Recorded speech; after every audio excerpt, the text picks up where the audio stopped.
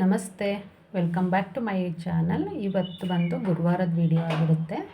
ಬೆಳಿಗ್ಗೆನೇ ಸ್ನಾನ ಎಲ್ಲ ಮುಗಿಸಿ ಮನೆ ಕ್ಲೀನಿಂಗು ಎಲ್ಲ ಮುಗಿಸ್ಕೊಂಡು ಸ್ವಲ್ಪ ಪೂಜೆಗೆ ಹೂವು ಕಿತ್ಕೊಳ್ಳೋಣ ಅಂತ ಅಂದ್ಬಿಟ್ಟು ಬಂದೆ. ನಿನ್ನೆ ತುಂಬಾ ಮಳೆ ಬಿದ್ದಿದ್ದರಿಂದ ವೆದರ್ ತುಂಬಾ ಕೂಲಾಗಿದೆ, ನೋಡ್ತಿರ್ಬೋದು. ತುಂಬ ಅಂದರೆ ತುಂಬ ಚೆನ್ನಾಗಿ ಅನ್ನಿಸ್ತಾ ಇತ್ತು ವೆದರು. ಹಾಗೆಯೇ ಮನೆ ಹಿಂದೆಯೇ ಪಾರ್ಕ್ ಇರೋದ್ರಿಂದ ಪಕ್ಷಿಗಳ ಸೌಂಡು, 2-3 ವಿಧದ ಪಕ್ಷಿಗಳ ಸೌಂಡೆಲ್ಲ ಎಷ್ಟು ಚೆನ್ನಾಗಿ ಅನ್ನಿಸ್ತಿದೆ, ನಿಮಗೂ ಕೇಳಿಸ್ತಿರ್ಬೋದು. ಮಳೆ ಬಿದ್ರೇ ಹೂವಿನ ಗಿಡಗಳನ್ನ ನೋಡಲಿಕ್ಕೆ ಒಂದು ಚೆಂದ. ರೆಗ್ಯುಲರಾಗಿ ಮಳೆ ಬೀಳ್ತಿದೆ ಒಂದು ವಾರದಿಂದ, ಹಾಗಾಗಿ ಪಾಟ್ಗೆ ನೀರು ಹಾಕೋ ಅವಶ್ಯಕತೆಯೂ ಇಲ್ಲ. ಹೂವು ಕೂಡ ತುಂಬ ಚೆನ್ನಾಗಿ ಬರುತ್ತೆ. ನೋಡ್ತಿದ್ದೀರಲ್ಲ, ಅದು ಒಳಗೆ ಬಂದಿದೆ ಬಟನ್ ರೋಸು. ಒಂದೇ ಬಂಚಲ್ಲಿ ಒಂದು 5-6 ಹೂವು ಬಿಟ್ಟಿದೆ. ತುಂಬ ಅಂದರೆ ತುಂಬ ಚೆನ್ನಾಗಿ ಅನಿಸುತ್ತೆ. ಬೆಳಿಗ್ಗೆ ಎದ್ದು ಹೂವು ಬಿಟ್ಟಿರೋದನ್ನು ನೋಡಲಿಕ್ಕಂತೂ ತುಂಬಾ ಖುಷಿಯಾಗುತ್ತೆ. ನೋಡ್ತಿದ್ದೀರಲ್ಲ, ವೈಟ್ ಬಟನ್ ರೋಸ್ ಇದು. ನನಗೇನು ಡೈಲಿ ಪೂಜೆಗೆ ಹೂವು ಎಷ್ಟು ಬೇಕಷ್ಟು ಈಸಿಯಾಗಿ ಪಾಟಲ್ಲಿ ಸಿಗುತ್ತೆ. ಅದು ಎಷ್ಟು ಕ್ಯೂಟಾಗಿದೆ ಅಂತ ಹೇಳಿ. ಇದು ಪಾಟಲ್ಲೇ ಇಷ್ಟು ಬಿಡುತ್ತೆ, ನೆಲಕ್ಕೆ ಹಾಕಿದ್ರೆ ಎಷ್ಟು ಬಿಡ್ಬೋದನ್ನು. ಗಿಡಕ್ಕೆ ಸಾಮಾನ್ಯವಾಗಿ ಬೆಳಿಗ್ಗೆ ಎದ್ದು ಗಿಡಕ್ಕೆ ನೀರು ಹಾಕಿ ಹೂವು ಕಿತ್ಕೊಳ್ತೀನಿ. ಮಳೆ ಬಿದ್ದಿದ್ದರಿಂದ ಗಿಡಕ್ಕೆ ನೀರು ಹಾಕೋ ಅವಶ್ಯಕತೆ ಇರಲಿಲ್ಲ. ಇದೆಲ್ಲ ನೋಡಿ ಇಂಡೋರ್ ಪ್ಲ್ಯಾಂಟು ಕೂಡ ವಾರದಲ್ಲಿ ಒಂದು ಸಲ ಮಳೆ ಬೀಳುವಾಗ ಹೊರಗಡೆ ಇಟ್ಟರೆ ತುಂಬ ಫ್ರೆಶ್ ಆಗಿರುತ್ತೆ ಗಿಡಗಳು. ನೋಡ್ತಿರ್ಬೋದು ನೀವು. ಹೂವು ಎಲ್ಲ ಕಿತ್ಕೊಂಡು ಪೂಜೆಗೆ ರೆಡಿ ಮಾಡ್ಕೊಳ್ತಾ ಇದ್ದೆ. ಗುರುವಾರ ಆಗಿರೋದ್ರಿಂದ ರಾಯರ ಫೋಟೋಗೆಲ್ಲ ಅಲಂಕಾರನ ಮಾಡ್ಕೊಳ್ತಾ ಇದ್ದೆ. ಹಿಂದಿನ ದಿನವೇ ಹೂವು ಎಲ್ಲ ತಂದು ಕಟ್ಟಿ ರೆಡಿ ಮಾಡಿ ಇಟ್ಕೊಂಡಿದ್ದೆ. ಇವತ್ತು ತುಳಸಿನೂ ಕೂಡ ತೊಗೊಂಡು ಬಂದಿದ್ದೆ. ಗಿಡದಲ್ಲಿತ್ತು, ಆದ್ರೂ ತುಂಬ ಹೂವು ತೊಗೊಂಡಾಗ ಕೆಲವೊಂದು ಸಲ 1 ಮೊಳದಷ್ಟು ತುಳಸಿನ ಫ್ರೀಯಾಗೆ ಕೊಡ್ತಾರೆ. ಕೆಲವೊಂದು ಸಲ ಅಷ್ಟೇ ನಾನು ದುಡ್ಡು ಕೊಡ್ತಾ ಇರೋದು, ಇಲ್ಲಾಂದರೆ ಪಾಟಲ್ಲೇ ಸಿಗುತ್ತೆ ನನಗೆ. ಹಾಗಾಗಿ ನನಗೆ ಪಾಟಲ್ಲಿ ಕಿತ್ತು ತುಳಸಿ ಮಾಡಿಸೋದೇ ತುಂಬ ಖುಷಿ ಅನಿಸುತ್ತೆ. ಹಾಗಾಗಿ ತುಳಸಿನ ಸಾಮಾನ್ಯ ತೊಗೊಳಕ್ಕೆ ಹೋಗಲ್ಲ. ಇನ್ನು ಮಲ್ಲಿಗೆ, ಕಾಕಡ, ಹಾಗೆಯೇ ಕಣಗಿಲೆ ಹೂವು ಇದನ್ನೆಲ್ಲ ಮಾತ್ರ ತೊಗೊಂಡು ಬಂದು ಹಿಂದಿನ ದಿನವೇ ಕಟ್ಟಿ ಎಲ್ಲ ರೆಡಿ ಮಾಡಿಕೊಂಡು ಅಲಂಕಾರ ಮಾಡೋದು. ಎಷ್ಟೇ ಹೂವು ಇದ್ರೂ ಕಟ್ಟಿಬಿಟ್ಟೇ ಹಾಕೋದು. ಕಟ್ಟಿರೋದು ತರಕ್ಕೆ ಹೋಗಲ್ಲ ಯಾವಾಗ್ಲೂ. ನೋಡ್ತಿದ್ದೀರಲ್ಲ, ಸಿಂಪಲ್ಲಾಗಿ ರಾಯರಿಗೂ ಕೂಡ ಅಲಂಕಾರನ ಮಾಡ್ಕೊಂಡಿದ್ದಾಯಿತು. ಅಲಂಕಾರ ಎಲ್ಲ ಆದಮೇಲೆ ತುಂಬ ಖುಷಿ ಅನಿಸುತ್ತೆ ನೋಡಲಿಕ್ಕೆ. ನೋಡ್ತಿದ್ದೀರಲ್ಲ,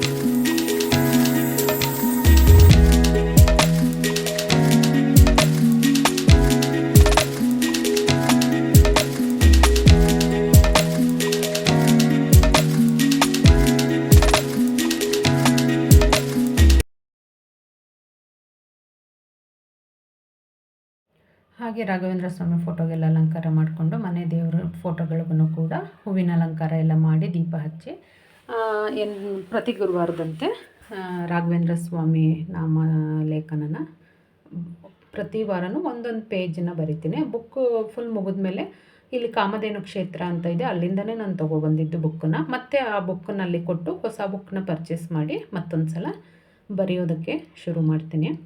ನೋಡ್ತಿದ್ದೀರಲ್ಲ, ಈಗ ಮಂಗಳಾರತಿ ಮತ್ತು ಗಂಧದ ಕಡ್ಡಿ ಎಲ್ಲ ಬೆಳಗಿದ್ರೆ ನನ್ನ ಪೂಜೆನೇ ಮುಗಿಯುತ್ತೆ.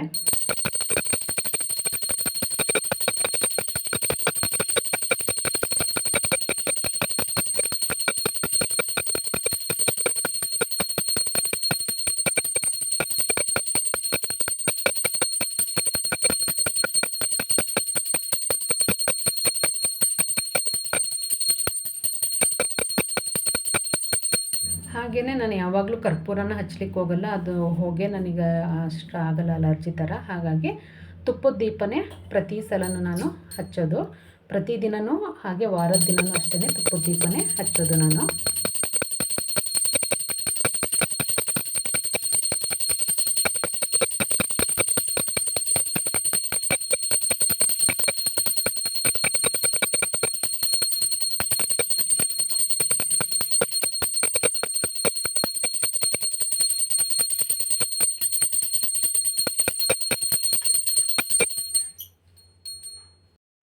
ಮನೆಯಲ್ಲಿ ಎಲ್ಲರೂ ಹೇಳೋಷ್ಟರಲ್ಲಿ ನಾನು ಮನೆ ಕ್ಲೀನಿಂಗು, ಸ್ನಾನ, ಪೂಜೆ ಮುಗಿಸಿದೆ ಅಂತಂದರೆ ಏನೋ ಒಂಥರ ಮನಸ್ಸಿಗೆ ತುಂಬಾ ಖುಷಿ.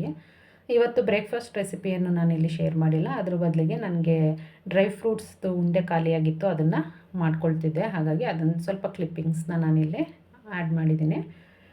ಈ ಡ್ರೈ ಫ್ರೂಟ್ಸ್ ಉಂಡೆ ಬಂದು ಹೆಲ್ತಿಗೆ ತುಂಬಾ ಒಳ್ಳೆಯದು. ಹಾಗಾಗಿ ನಾನು ಖಾಲಿ ಆದಂಗೆ ಮನೆಯಲ್ಲೇ ಮಾಡ್ಕೊಳ್ತೀನಿ. ಹೊರಗಡೆ ಏನೋ ತಂದು ಜಂಕ್ ತಿನ್ನೋದಕ್ಕಿಂತ ಮಕ್ಕಳಿಗೆ ಹೆಲ್ತಿಗೆ ತುಂಬ ಒಳ್ಳೆಯದು. ನಮಗೆ ಬೇಕಾಗಿರ್ತಕ್ಕಂಥ ನ್ಯೂಟ್ರಿಷನ್ಸ್ ಎಲ್ಲ ಒಂದೇ ಇದರಲ್ಲಿ ಸಿಗೋದ್ರಿಂದ ಮಾಡಿ ಇಟ್ಕೊಂಡಿರ್ತೀನಿ. ಒಂದು ವಾರ 15 ದಿನಕ್ಕಾಗಷ್ಟು ನೋಡ್ತಿರ್ಬೋದು.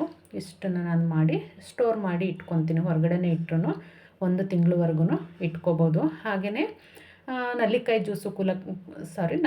ಜ್ಯೂಸು ಕೂಡ ಖಾಲಿಯಾಗಿತ್ತು. ಹಾಗಾಗಿ ನಲ್ಲಿಕಾಯಿ ಜ್ಯೂಸ್ ಮಾಡಿ ಒಂದು 15 ದಿನ ತನಕ ನಾನು ಅದನ್ನು ಸ್ಟೋರ್ ಮಾಡ್ಕೊಳ್ತೀನಿ. ಈಗ ಸೀಸನ್ ಇರೋದ್ರಿಂದ ನಲ್ಲಿಕಾಯಿ ಸ್ವಲ್ಪ ಕಡಿಮೆ ಬೆಲೆಗೇ ಸಿಗ್ತಾಯಿದೆ. ನಾನು 1 kg ಅಷ್ಟು ತಂದು ಮೊದಲಿಗೆ ಒಂದು ಪಾತ್ರೆಗೆ ನೀರು ಹಾಕಿ ನಲ್ಲಿಕಾಯಿನ ಹಾಕಿ ಒಂದು 10 ರಿಂದ 15 ನಿಮಿಷ ನೆನೆಲಿಕ್ಕೆ ಬಿಡ್ತೀನಿ, ಉಪ್ಪು ಹಾಕಿಬಿಟ್ಟು. ಅದಾದಮೇಲೆ ಮತ್ತೆ ಒಂದು 2-3 ಬಾರಿ ತೊಳ್ಕೊಂಡು ಈ ಥರ ಎತ್ತಿಟ್ಕೊಂಡು ಕಟ್ ಮಾಡ್ಕೊಳ್ಬೇಕಾಗತ್ತೆ. ನೋಡ್ತಿದ್ದೀರಲ್ಲ, ಈ ಥರ ಕಟ್ ಮಾಡಿ ಸೀಡೇನಿದೆ ಅದನ್ನು ಸಪ್ರೇಟ್ ಮಾಡ್ಕೊಳ್ಬೇಕು. ಕೆಲವೊಬ್ರು ಏನು ಮಾಡ್ತಾರೆ ಅಂತ ಅಂದರೆ ನೀರಿಗೆ ಹಾಕಿ ಕುದಿಸ್ಬಿಟ್ಟು ಆ ಬೀಜನ ಸಪ್ರೇಟ್ ಮಾಡಿಬಿಟ್ಟು ಮಿಕ್ಸಿ ಮಾಡ್ಕೊಳ್ತಾರೆ. ಬಟ್ ನನಗೆ ಆ ಥರ ಕುಡ್ದಂಗೆ ಅನಿಸಲ್ಲ. ಇದು ಸ್ವಲ್ಪ ಹೊಗರು ಕಹಿ ಎಲ್ಲ ಇರುತ್ತೆ, ಅದರಲ್ಲಿ ಏನೂ ಅನಿಸಲ್ಲ. ನಾವು ಬೇಯಿಸಿದಾಗ ಅದರದ್ದು ನ್ಯೂಟ್ರಿಷನ್ ಎಲ್ಲ ಹೋಗುತ್ತೆ. ಹಾಗಾಗಿ ನಲ್ಲಿಕಾಯಿ ಜ್ಯೂಸ್ ಕುಡಿತಿದ್ದೀವಿ ಅನ್ನೋ ಥರನೇ ಫೀಲ್ ಆಗೋಲ್ಲ. ಸೊ ಹಾಗಾಗಿ ನಾನು ಯಾವಾಗಲೂ ಇದೇ ಥರ ಮಾಡ್ಕೊಳ್ಳೋದು. ನೀಟಾಗಿ ತೊಳೆದು ಸೀಡನ್ನ ಸಪ್ರೇಟ್ ಮಾಡಿ ಇದರದ್ದೆಲ್ಲ ತಿರುಳೆಲ್ಲ ತೆಕ್ಕೊಂಡು ಮಿಕ್ಸಿ ಮಾಡ್ಕೊಳ್ತೀನಿ. ನೋಡ್ತಿರ್ಬೋದು, ಈ ಥರ ತೆಗಿಬೇಕು. ಒಂದು ಸ್ವಲ್ಪ ಟೈಮು ಜಾಸ್ತಿ ಬೇಕಾಗುತ್ತೆ, ಬಟ್ ಮಾಡಿಟ್ಕೊಂಡ್ರೆ ಒಂದು ವಾರ 15 ದಿನ ಡಿಪೆಂಡ್ ನೀವು ಮನೆಯಲ್ಲಿ ಎಷ್ಟು ಜನ ಕುಡಿತೀರಾ, ಹೇಗೆ ಕುಡಿತೀರಾ ಅದ್ರ ಮೇಲೆ ನೀವು ಇದನ್ನು ಇಷ್ಟು ದಿನ ಬರುತ್ತೆ ಅಂತ ಅಂದ್ಬಿಟ್ಟು ಹೇಳ್ಬೋದು. ನೀರೇನು ಹಾಕೋದು ಬೇಡ. ನೋಡ್ತಿದ್ದೀರಲ್ಲ, ಹಾಗೆ ಗ್ರೈಂಡ್ ಮಾಡ್ಕೊಳ್ಬೋದು. ನಲ್ಲಿಕಾಯಲ್ಲೇ ನೀರಿನಂಶ ಇರುತ್ತೆ ಸ್ವಲ್ಪ, ಹಾಗಾಗಿ ನೀರನ್ನು ಸೇರಿಸೋದು ಬೇಡ, ಹಾಗೆ ಗ್ರೈಂಡ್ ಮಾಡ್ಕೋಬೇಕು. ಕೆಲವೊಬ್ರು ಉಪ್ಪು ಅದೆಲ್ಲ ಸೇರಿಸ್ತಾರೆ, ನಾನು ಏನನ್ನು ಕೂಡ ಹಾಕಲ್ಲ. ಹಾಗೆಯೇ ಪ್ಲೈನ್ ನಲ್ಲಿಕಾಯಿನೇ ಗ್ರೈಂಡ್ ಮಾಡಿ ಇಟ್ಕೊಳ್ತಾ ಇದ್ದೀನಿ. ನೋಡ್ತಿರ್ಬೋದು ನೀವು. ಇದನ್ನು ಒಂದು ಫಿಲ್ಟ್ರಿಗೆ ಹಾಕಿ ನೀಟಾಗಿ ಸೋಸ್ಕೋಬೇಕಾಗತ್ತೆ. ಇಲ್ಲ ಒಂದು ತೆಳು ಬಟ್ಟೆಗೆ ಹಾಕಿನೂ ನೀವು ಹಿಂಡ್ಕೋಬೋದು, ಅಥವಾ ಈ ಥರ ಹಾಕಿ ಪ್ರೆಸ್ ಮಾಡಿದ್ರೂ ನೀಟಾಗಿ ರಸ ಎಲ್ಲ ಬಂದುಬಿಡುತ್ತೆ. ನೋಡ್ತಿರ್ಬೋದು ನೀವು. ಕೈಯಲ್ಲಿ ಹಿಂಡಿದ್ರೂ ಬರುತ್ತೆ ನೀಟಾಗಿ. ಫಸ್ಟಿಗೆ ನಾನು ಒಂದು ಸೌಟ್ ಸಹಾಯದಿಂದ ಈ ಥರ ಪ್ರೆಸ್ ಮಾಡ್ಕೊಳ್ತೀನಿ. ಅದಾದಮೇಲೆ ಕೈಯಲ್ಲಿ ಹಿಂಡಿ ಉಳಿದಿರ್ತಕ್ಕಂಥ ರಸನ ತೆಗಿತೀನಿ. ಮತ್ತೊಂದು ಬಾರಿ ಇದನ್ನು ಗ್ರೈಂಡ್ ಮಾಡ್ಕೊಳ್ತಾ ಇದ್ದೀನಿ ನಾನು. ನೋಡ್ತಿರ್ಬೋದು, ಮತ್ತೆ ಗ್ರೈಂಡ್ ಮಾಡಿ ಅದನ್ನು ಮತ್ತೊಂದು ಸಲ ಹಾಗೆಯೇ ನೀಟಾಗಿ ಪ್ರೆಸ್ ಮಾಡಿ ನಲ್ಲಿಕಾಯಿ ರಸನ ಸಪ್ರೇಟ್ ಮಾಡ್ಕೊಳ್ತಾ ಇದ್ದೀನಿ. ಈ ಥರ ಮಾಡೋದ್ರಿಂದನೇ ತುಂಬ ಚೆನ್ನಾಗಿ ರಸ ಬಂದ್ಬಿಡುತ್ತೆ. ನಮಗೆ ಯಾವುದೇ ಪ್ರಿಸರ್ವೇಟಿವ್ ಹಾಕದೆ ಆಲ್ಮೋಸ್ಟ್ ಒಂದು 15 ದಿನ ತನಕ ಫ್ರೆಶ್ ಆಗಿರ್ತಕ್ಕಂಥ ನಲ್ಲಿಕಾಯಿ ಜ್ಯೂಸನ್ನ ಕುಡಿಬೋದು. ಒಂದು ಗ್ಲಾಸ್ ಜಾರ್ಗೋ ಕಂಟೈನರ್ಗೋ ಹಾಕಿಟ್ಕೊಂಡ್ವಿ ಅಂತ ಅಂದರೆ ಸ್ವಲ್ಪ ಕೂಡ ಹಾಳಾಗಲ್ಲ. ಆರಾಮಾಗಿ ಒಂದು 15 ದಿನ ಕುಡಿಬೋದು.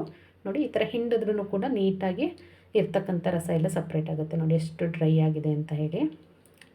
ಯಾವಾಗಲೂ ಸೀಸನ್ ಇರುವಾಗ ಈ ಥರ ಬೆಳಿಗ್ಗೆ ಎದ್ದು ಒಂದು ನಲ್ಲಿಕಾಯಿ ಹಾಕಿ ಗ್ರೈಂಡ್ ಮಾಡಿ ಕುಡಿಯೋದಕ್ಕಿಂತ ಇದು ಈಸಿ. ಇದನ್ನು ಐಸ್ ಕ್ಯೂಬ್ ಬರುತ್ತಲ್ಲ, ಆ ಒಂದು ಟ್ರೇಗೆ ಹಾಕಿದ್ರೂ ಕೂಡ ಒಂದೊಂದೇ ಐಸ್ ಕ್ಯೂಬ್ನ ನೀವು ಒಂದು ಲೋಟಕ್ಕೆ ಹಾಕಿ ಸ್ವಲ್ಪ ನೀರು ಹಾಕ್ಕೊಂಡು ಕೂಡ ಕುಡಿಬೋದು. ಇಲ್ಲ ಇದನ್ನೇ ಒಂದು ಗಾಜಿನ ಬಾಟ್ಲಿಗೆ ಹಾಕಿಟ್ಕೊಂಡ್ರೂ ಕೂಡ ನೀವು ಈಸಿಯಾಗಿ ಕುಡಿಬೋದು. ನೋಡ್ತಿದ್ದೀರಲ್ಲ, ಇಷ್ಟು ಸಿಕ್ಕಿದೆ ನಲ್ಲಿಕಾಯಿ ರಸ. ಒಂದು ಕ್ಲೀನಾಗಿರ್ತಕ್ಕಂಥ ಒಂದು ಗಾಜಿನ ಬಾಟ್ಲು ಅಥವಾ ಗಾಜಿನ ಲೋಟ ಯಾವುದಕ್ಕಾದರೂ ಸರಿ ಹಾಕಿ ನಾವು ಇದು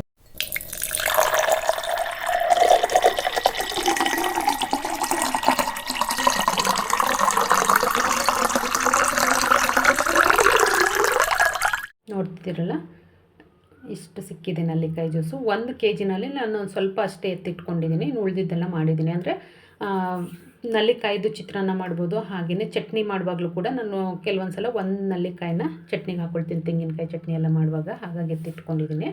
ಇದನ್ನು ನೀವು ಚಟ್ನಿ ಮಾಡುವಾಗ ಯೂಸ್ ಮಾಡ್ಕೋಬೋದು, ಅಥವಾ ಒಣಗಿಸ್ಬಿಟ್ಟು ಕೂಡ ನೀವು ಇದನ್ನು ಯೂಸ್ ಮಾಡ್ಬೋದು. ನೋಡ್ತಿದ್ದೀರಲ್ಲ, ಇಷ್ಟು ನಲ್ಲಿಕಾಯಿ ಜ್ಯೂಸ್ ಸಿಕ್ಕಿದೆ. ಇನ್ನು ಒಂದು 7-8 ನಲ್ಲಿಕಾಯಿನ ನಾನು ಎತ್ತಿಟ್ಕೊಂಡಿದ್ದೀನಿ. ಇದಕ್ಕೆ ನೀರೇನು ಸೇರಿಸಿಲ್ಲ, ಪ್ಯೂರ್ ನಲ್ಲಿಕಾಯಿ ಜ್ಯೂಸು. ಯಾವುದೇ ಪ್ರಿಸರ್ವೇಟಿವ್ ಏನೂ ಹಾಕಿಲ್ಲ. ನೋಡ್ತಿದ್ದೀರಲ್ಲ, ಬೆಳಿಗ್ಗೆ ಎದ್ದು 1 ಸ್ಪೂನ್ ಹಾಕ್ಕೊಂಡು ಈಸಿಯಾಗಿ ಉಪಯೋಗಿಸ್ಬೋದು. ಇದು ಬಂದು ಇವತ್ತಿನ ವಿಡಿಯೋ ಆಗಿತ್ತು. ಯಾರೆಲ್ಲ ವಿಡಿಯೋನ ನೋಡಿದ್ದೀರಾ ಸಬ್ಸ್ಕ್ರೈಬ್ ಮಾಡಿ, ಹಾಗೆಯೇ ಸಪೋರ್ಟ್ ಮಾಡಿ. Thank you for watching.